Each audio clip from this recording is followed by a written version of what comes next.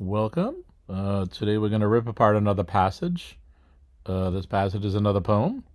This comes from the SHSAT handbook from this 3 years that appeared on 2019 Form B, 2020 Form B, and 2022 Form B. So that's 2019, 2020, and 2022 Form B.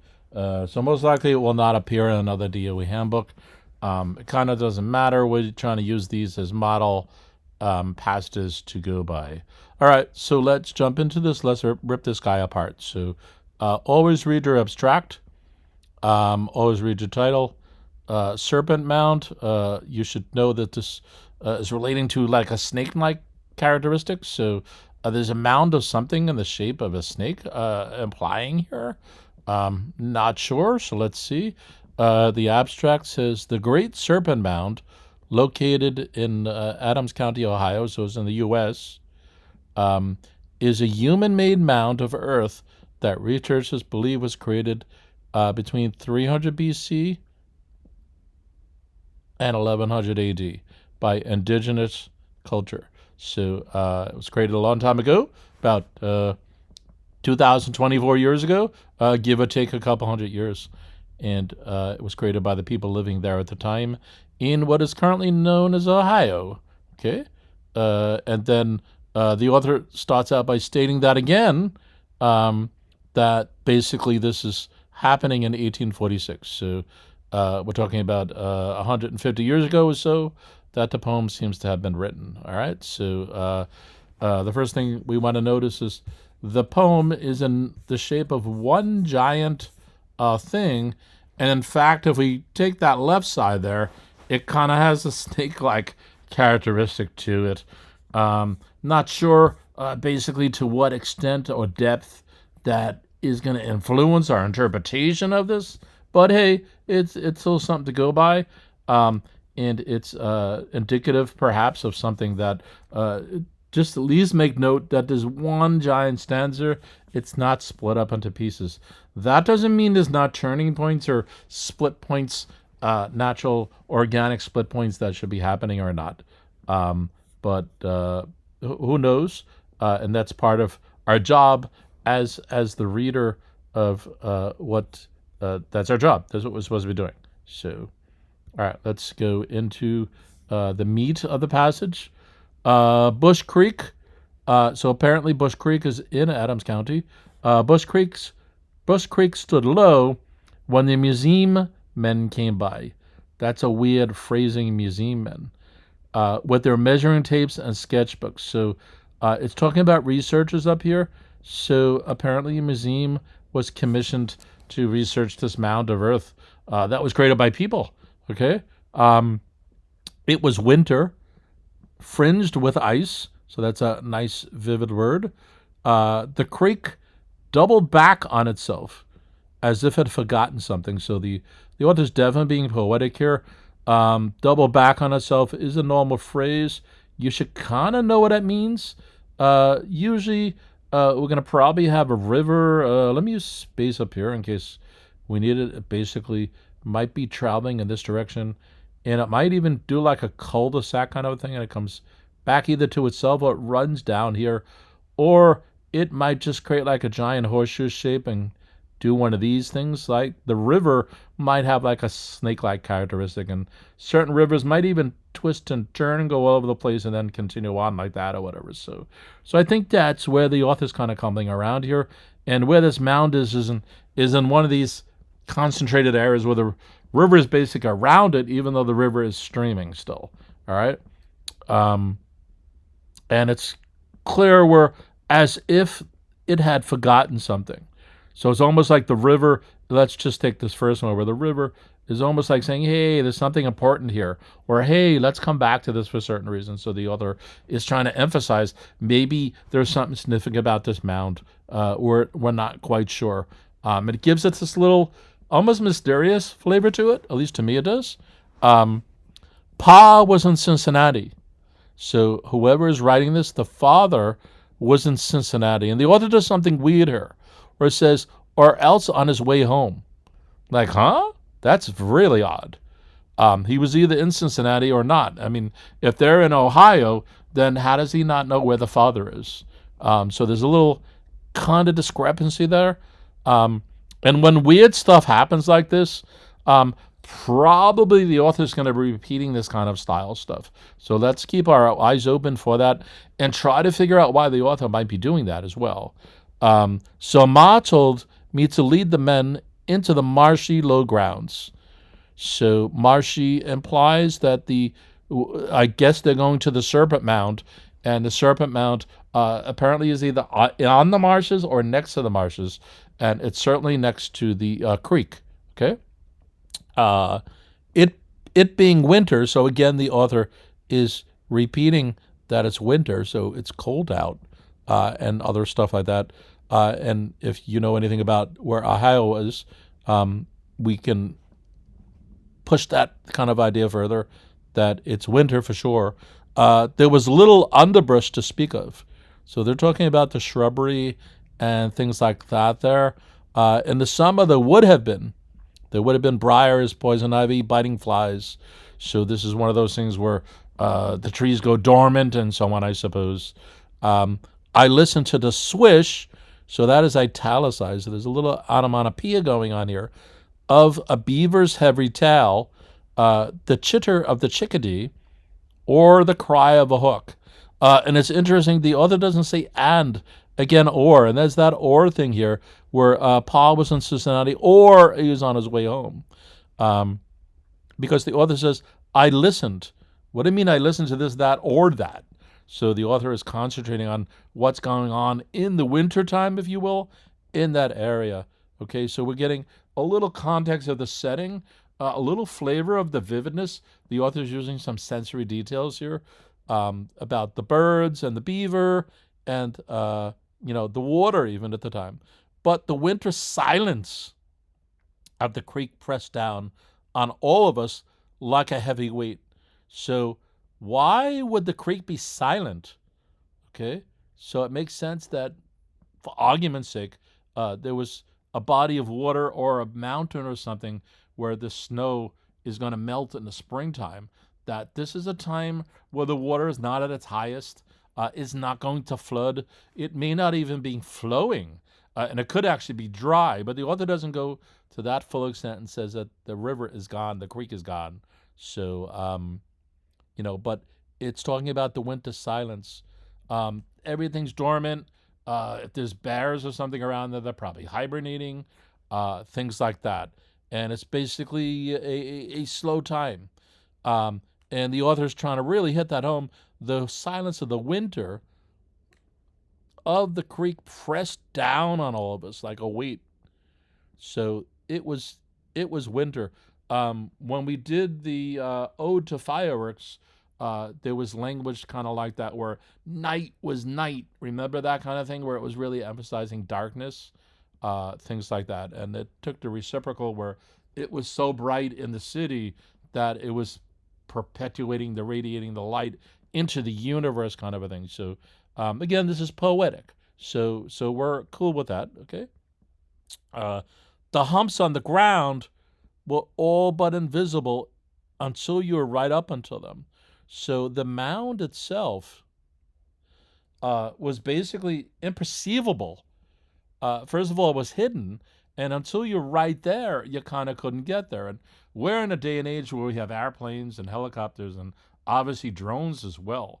So there was this mound shape. I used this before as the river, but let's make believe that was the snake. It's snaking along, and you could basically hear and not know it's there unless you're on top of it or literally next to it, right up front to it. So that's really what the author's talking about there. And otherwise, they're just humps. You kind of don't know if you're here, you don't know that it meanders about making this snake-like shape, okay? So the bumps of the ground were all but invisible until you were right up on them. The figure was even less obvious. So that's what it's talking about. If you're here, it's not clear to you that it keeps going and does stuff. So the sinuous body, the tail coiled 3 times around, and at the other end, the mouth wide open. Okay, so it's describing the actual snake. So there's a head at some point, and the mouth is open, okay? And then it's a tail. It's saying it's coiled, so it apparently does that or something.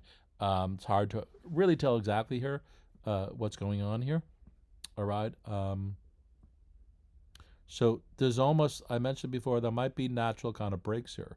So it's finished describing the physicality of the setting and of the mound, and it seems to be going back to some of the stuff it spoke just before that, where it's talking about the setting itself that the mound is in. In the summer, the creek bottom was crowded with so much life that you could trip over the ridges of earth before you saw anything at all. So the author is doing a compare and a contrast here. The author talked about the dead of winter, repeating that it's winter. It's the author's now showing the opposite of that. That in the summertime, if you will, which is the 180 degrees, so to speak, seasonally from the winter, that there was a lot of activity going on there. And then the author wants to hit it home. In the winter, you could climb a tree and get some idea of the whole thing. And the author's trying to emphasize that because if it was the summer, that shape of the snake may have been hidden through the leaves of the trees and the shrubbery, and just even being distracted from the surroundings based on animals or birds or whatever the case may be. Okay, and the author's going to use a colon here. The serpent's body undulating, slithering silently across the Asian earth. All right.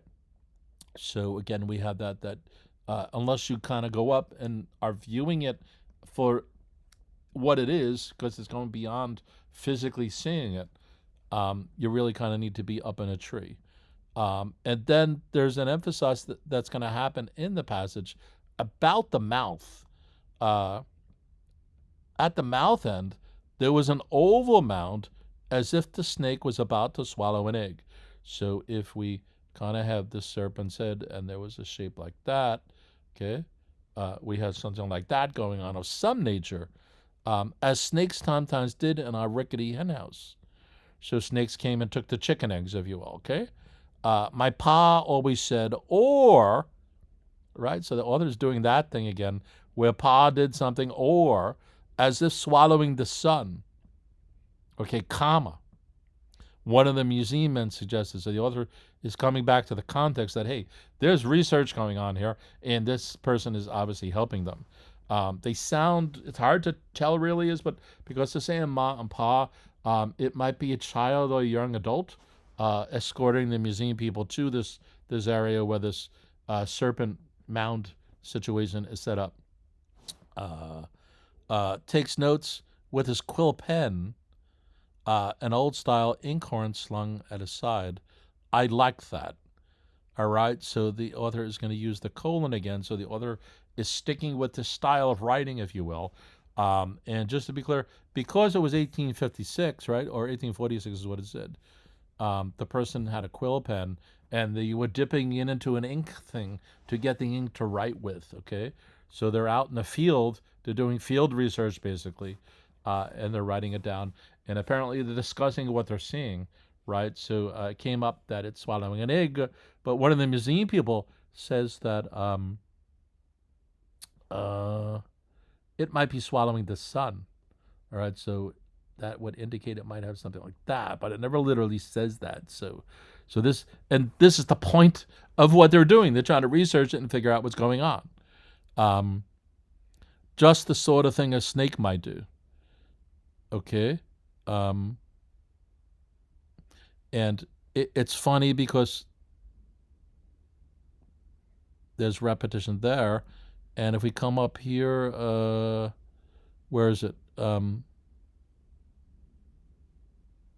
Snake is swallow an egg, as snakes sometimes did in our rickety hen house. So the author is repeating stuff for some reason, okay? When later I told my sister Ruth, she disagreed. Okay, so we're not sure exactly what she's disagreeing, but it sounds like she disagreed with the museum person because two things are being suggested so far. One is that it's eating an egg, and one is that eating a sun. All right. So the sister says it is singing to the sun. she insisted. So she believes it's a sun, but the snake is not trying to eat it. It's singing to it, okay? This is why its mouth is wide open. She said, sometimes I think I hear it on summer nights. Not swallowing, it's singing. All right? And then the poem ends there. All right? So the point seems to be about the research of the serpent, but there is a focus on this round oval/circular object that seems to be open up for interpretation. And coming full circle, so the topic is the Serpent Mound, but the main idea is dealing with the research of it and trying to discover really what it's showing, that kind of a thing. And so there's not really advanced vocabulary in this passage. I don't even think the concept is too deep, but as we always know, it comes down to the questions. All right, so I'm going to stop this just in case something went wrong, because I don't want to do the questions. I'll add the questions on. You guys may not see the difference because I'm just going to stream it continuously. So be back in 1 second. Okay, so we're going to continue the Serpent Mound guy. Let me get the questions to pop up there. There they go, I believe. Let me try to scroll that properly. Where is that? Right, if we bring that there, is that lined up right? No, H is falling off, but let's go through it, and I'll scroll. So how does the poem's form contribute to the poem's meaning? So it's obvious the form, they're talking about the physical form here. Sometimes it's not always talking about that, but it'll talk about the development of the passage, the structure of the passage, the plot of the passage, all these different things. So we have to take the hints. They're talking about the physical form here. So how does it contribute to the poem's meaning? So the poem is about the interpretation of the snake-like figure of the mound. There's some attention given to the oval, to significance of what's happening with the oval, but the title is called Serpent Mound, so it's a mound of the serpent, obviously. So let's try to use that. Again, I just last said it was probably not too deep a poem. So the question is, how deep do the questions get and the choices? So the use, how does the form contribute to the meaning? Okay, the use of one continuous stanza and the pattern of the line, so we spoke about that, mimic the long and winding shape of the mound. So it didn't get too deep into that latter part of it, the and part, but it's there. So E seems likely. Okay. How does the form contribute to the meaning?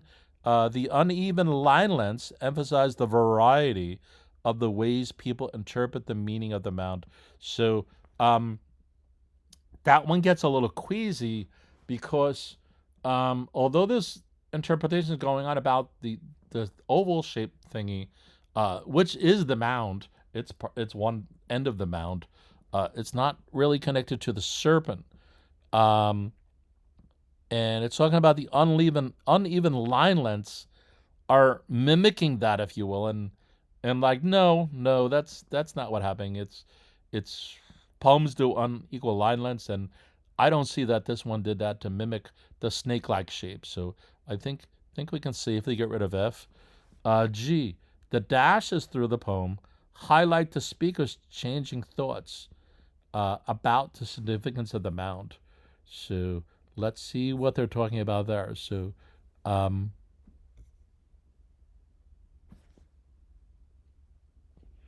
don't know about you, but I don't see dashes through the poem. There's a couple. Let me change the color of the pen to make sure that you're seeing what they're talking about. They're talking about M dashes and things like that. Come on, change the color for me. There we go. All right, so for instance, there's one right there. There's colons. Is there another dash like that? No, I think that's the only one. And so the point is, does even that dash highlight the speaker's changing thoughts? No. So it's not G.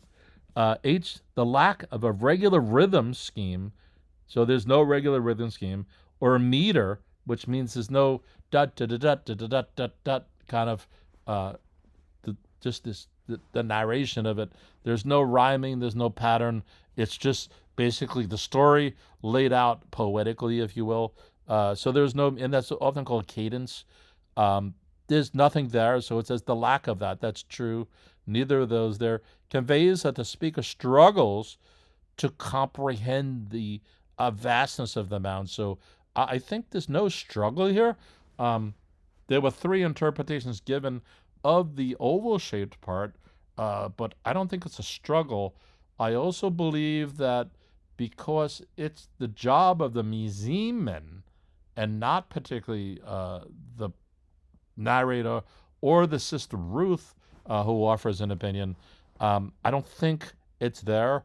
So I think we can safely rule out H as well. All right, so then we're left with this one, which I don't jump up and down about it, but yeah, it's there. It's just about one giant stanza that is mimicking the long and winding serpent kind of a thing that you can't see unless you're up in a tree in the wintertime. Again, it's not the most amazing answer, but it works. So 42 is definitely E. 43. Which lines reveal how the setting affects the speaker and the men from the museum? So it is talking about summer and it talks about winter. It's also talking about the scenario with the creek near it and the animals and the lack of animals, or the activity, if you will, and the lack of activity. So hopefully there's an answer that kind of teeters on that. Okay, so it being winter, there was little underbrush to speak of. So that is definitely part of the setting. But does it particularly affect the speaker and the men? Let's see if there's a better choice. I don't really buy A at all. But the winter silence of the creek pressed down on all of us like a weight. Yeah, that's an effect. So I'm going to double check B. And at that point, I think I can safely rule out A. C, the humps in the ground were all but invisible until you're right up to them. So that is also a setting-related thing. I don't think that particularly affects them beyond the fact that you really can't see the mound until you're there. So again, I think B is definitely stronger. C has an opportunity here. I think a better opportunity than A did, but B is just a great answer. So it's not going to be that. D, in the summer, the creek bottom was crowded with so much life that you could trip. So obviously the speaker and the museum men could trip. So therefore the setting affects them. Yeah, but if we're going to weigh it against B, I think the author is going overboard to emphasize the significance of the winter. So 43 would definitely be B. This is kind of a weird question though, because it's hard to, at least for me, to really grasp where the test writers are coming from, or even where the author's coming from on this kind of a question. So interesting question, and maybe a little touche to the test writers. So this is, in a way, a good question to be asked. 44, lines 1 and 2. So let's bring those guys back. We're talking about here now. So lines 1 and 2 contribute to the development of ideas. So this is slightly different than how does it contribute to the meaning. How does the poem's physical form contribute to the meaning? They're asking us to now get a little more intellectual and say, how does those lines contribute to the ideas in the poem? So the ideas they're talking about is usually the main idea.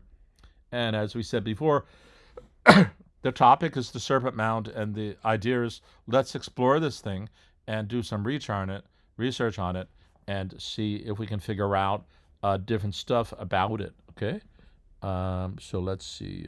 44 the creek stood low when the museummen came with their measuring tapes and sketchbooks. So they're ready to work. They rolled up their sleeves, and they have tools with them, okay? So how does that contribute to actually doing the research, right? So suggesting that the men are too busy with their work to talk to the speaker. Well, that we know that they do talk to the speaker. And at the point where at line 1 or 2, that's neither here nor there. So this ranges from being erroneous later on in the story to right now being neither here nor there. So E is almost a distraction kind of an answer. Line 1 or 2 contribute to the development of the ideas by helping establish the reason for the men's visit and purposeful behavior. So this is getting more broad, and it is trying to, tiptoe through that kind of a thing. But yes, it's talking why are the men there in the first place, right? That's the reason they're there. So they're going to measure and map things out. Why? Because they're researchers. So F sounds nice. I'm going to double that one too. The first 2 lines develop the ideas of the poem by hinting that the men have hidden motives for studying the mound. So there's nothing, I said before, there's a mysterious flavor to this, but there's no deception going on here. They're definitely researching this thing. G just seems to be another esoteric answer. It's not even a distraction. It's delving into being silly. So we don't want to include that. And line 1 or 2 contributed to development of the ideas of the poem by indicating why the speaker is fascinated by the men and wants to help them. So I think the narrator does want to help the men, but maybe because the mother told the narrator to do so, we don't really get to learn that either way. And the thing where the narrator is fascinated by the men, no, the narrator seems to be more focused on the oval shape than actually the men themselves. So I don't think it's H either. And that leaves us with F. Establish a reason for the men were there. They're researchers. They're researching. So there's really nothing there. Read line 28 from the poem. So that is going to be 6, 7, 8. This right here. Okay, and of course they give it to us. At the end of the mouth, there was an oval mound. So as we talked about, the kind of last third of the poem is concentrating on what actually that oval mound is or isn't.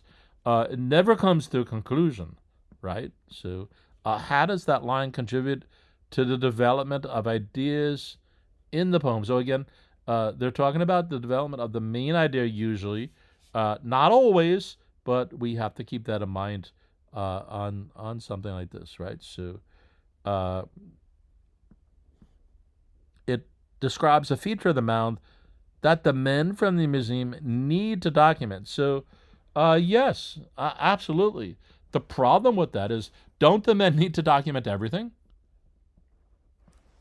Okay. It is a novelty, if you will, of the mound. But the main idea is not just about the oval, even though it tiptoes around that as well. So A is kind of like, I kind of wonder, sort of, maybe kind of a thing, right? It introduces a comparison of the body of the mound with the head of the mound. All right, so that seems to be tiptoeing and dancing around a little bit here too as well. I don't think it's doing a comparison. I think it's just focusing on it. So it's not a comparison. I think we can safely rule out B. Okay. How does this line contribute to development of the main idea of the paragraph? It introduces a feature of the mound. It definitely did that. That has a different meaning to different people. Okay, so there is an exploration of that. So I like C. And then how does it contribute to development ideas in the poem? It describes a part of the mound as difficult to see from far away. Well, it explained that it's all difficult to see. So it's not trying to highlight that just the egg-shaped thing, the oval-shaped thing is not there. So 45 is C. Again, these answers, I'm not jumping up and down about them, but they are clearly the answers, and the others are just meandering about and poking us to annoy us. All right, so at the end of the mount, there was an oval mound. How does it contribute? It introduces a feature that had different meanings, right? So the last third again explores that. So, okay, yeah. Okay, what impact do the phrases all but visible and even less obvious in 16 through 18 have on the poem? So, 16, 17, 18 is going to be this from here to here. Okay. What impact does that have on the meaning? So again, we're tiptoeing around the main idea and the significance of the poem. So the humps in the ground were all but invisible until you're right upon them. The figure was even less obvious. The sinuous body, the tail coiled 3 times around. At the other end, the mouth was open. So it's up on top of the illustration, if you will. Okay. They indicate that viewing the full size and shape is difficult. We know that's true. The question is, does it answer the question? So it's at least true. They suggest that the location of the mound is unknown to most people. I suppose if it's difficult to see unless you're right on top of it, that's something we can infer. At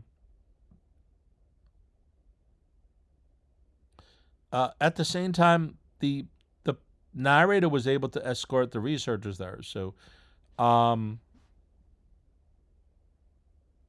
so it doesn't sound like it's unknown. In fact, the whole thing of where exactly is this and how many people actually go to see it is never delved into here. We do get to think that in the summertime, there's lots of something occurring, but it actually never mentions, it says in the summer the creek bottom was crowded with so much that you could trip over the ridges of the earth before it saw anything at all, right? So I don't know if that includes people or not. So there's a little parts of this that are unknownish, okay? So F has some truth to it as well. G, so what impact does this have on the meaning of the poem? Those lines imply that the speaker wants the location to remain a secret. So again, we're not even sure it's a secret, so it can't be G. And H, how do these lines affect the meaning of the poem? They reveal that the speaker is unfamiliar with the significance of the mound. So even though there's controversy going on, and I guess even the museum men are unclear because that's what they're doing. They're researching. They're trying to figure it out. So this is kind of vacuous in the context of the question, though. So it wouldn't be H. So 46 leaves us with E versus F. The fact that I mentioned we didn't know if the mound was unknown or not leans on getting rid of F, and that is what we're going to do. The location of the mound is unknown to most people. We actually don't know that.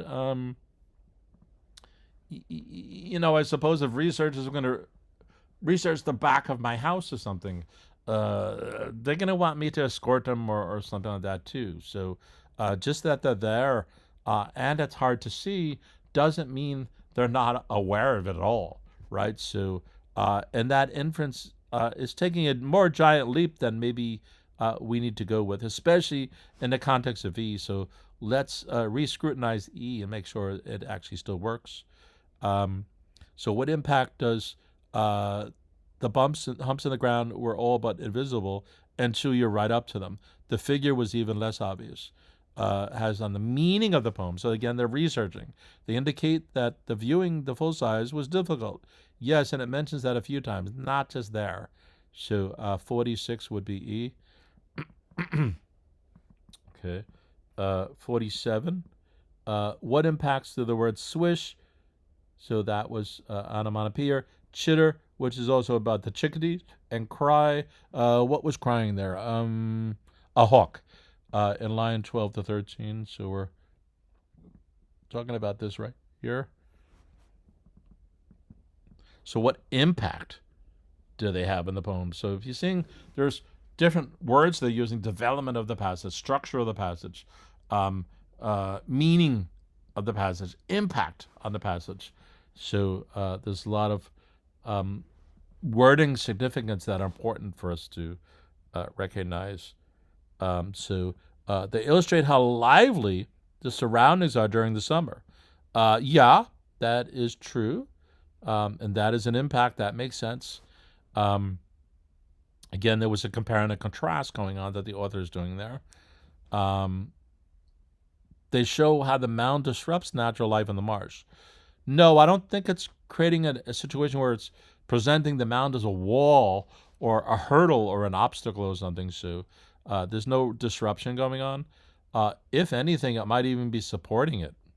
Although I don't want to infer that either. The swish, jitter, and cry, they indicate that the variety of wildlife found in the area around the mound.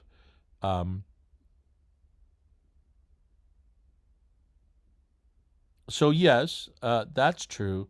Although in the context and the broader view of the story, that's neither here nor there. Although it is focusing on those words about the noises of the animals.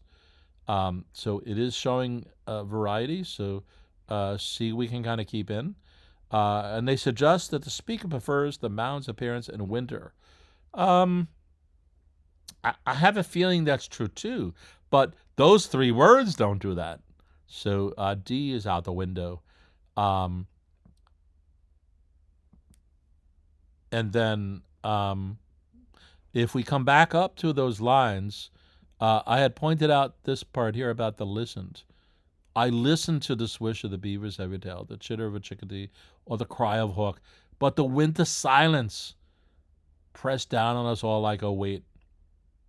So again, it's hard to interpret that completely, but the point, it's impacting the poem. What is the most impact on the poem? Okay, it's not particularly the wildlife, even though the author brings it up a few times. I think it's just about the mound surrounding in general, including the wildlife. So in a way, C is a subset of A. So therefore, A wins. All right, so 47 would be A. How does the speaker's interaction with Ruth in 37 through 41? So 40, 39, so through here, the end of the poem. So how does the author's interaction with the sister at the end of the poem convey a central idea of the poem? So again, the central idea, the topic is the Serpent Mound. What about it? Researching it, and in particular, there was kind of tuned interest into the oval shape, and that's where Ruth is part of the story anyway. All right, part of the passage. So it suggests that the most accurate interpretation of the mound comes from knowing the purpose of the mound. That might be true, but the interaction with the sister never delves into that at all. So that would be true. In fact, we don't even see the author interacting with the museum men to come to that kind of an issue. So 48 being E makes no sense. How does the speaker interact with the sister convey the main idea? And emphasizes that there are multiple interpretations of the mound based on feelings and experience. So it ranged from an egg to the sun to singing to the sun. And that is definitely about what people feel and experience. And we know it said she disagreed. So that's an interpretation and even perhaps a feeling. And we know at the end that she's kind of getting a feel-good out of it, that the snake is actually singing. That's her way of justifying what the mound means. And of course, we have the point here where the men suggested otherwise, right? That it was swallowing the sun or whatever it said. So F, I'm going to triple check that. How does the speaker interaction with the sister convey the main idea? Reveals that the benefit of considering different interpretations of the mound's significance. So, yeah, that's the climax of the research, I suppose. At the same time, we don't know that what Ruth is telling the narrator ever gets back to the museum men, and they're the ones who matter. They're the ones doing the research. Obviously, the narrator and Ruth are interested in what's occurring. At the same time, it's not dealing with it. It's the museum men's job. So yeah, there's a benefit here, but especially in the context of F again, G, I think we can get rid of. How does the speaker interaction with Ruth convey a main idea of the passage? It implies that the scientific study of the mound's purpose will affect the mound symbolizes to people. Well, yeah. So I think that's true everywhere. So it's not just true of these 3 lines here or whatever. So H doesn't seem to be it. We're left with 48 being F.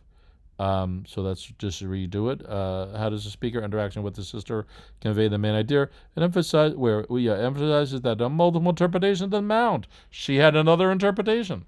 It's pretty much black and white. There's nothing to kick and scream about here. The poet contrasts the speaker and Ruth's point of view regarding the mound by using dialogue. So dialogue is them talking back and forth. The author's not using quotation marks. If this was a regular passage, whether fiction or nonfiction, you'd see quotes and stuff being referred to by here. But the author's using like, I told my sister, right? Ruth responded back. She said, well, right there, we have a quote. So there is quotes at the very end. All right. So it's using traditional stuff there. How does the author contrast that? So it's about a compare and a contrast there. The speaker, there are 2 different views.